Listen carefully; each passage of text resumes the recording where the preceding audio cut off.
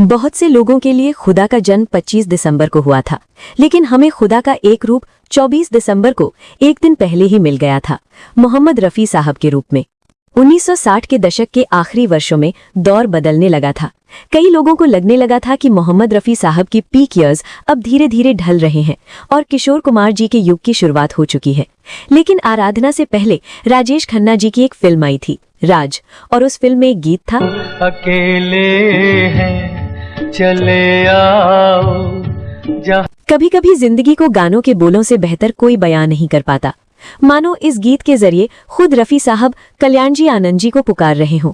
कल्याण जी आनंद जी ने मोहम्मद रफ़ी साहब को ऐसे ऐसे गीत दिए जो आज भी हमारे जहन में जिंदा हैं। जब धीरे धीरे बाकी कई संगीतकार रफ़ी साहब के साथ कम काम करने लगे थे, तब कल्याण जी आनंद जी ने दिलीप कुमार जी के साथ अपनी पहली फिल्म में रफ़ी साहब को ही चुना। और जरा इन शब्दों पर गौर कीजिए। सुख के सब साथी दुख में। फिल्म जंजीर के गीतों की रिकॉर्डिंग चल रही थी। रमजान का महीना था। रफ़ी साहब खुदा के सच्चे बंदे, खाने की बात तो छोड़िए, पानी की एक बूंद तक नहीं पीते थे। एक गीत रिकॉर्ड हो चुका था, लेकिन संगीतकारों को लगा कि अगर एक और टेक हो जाए तो शायद और बेहतर होगा।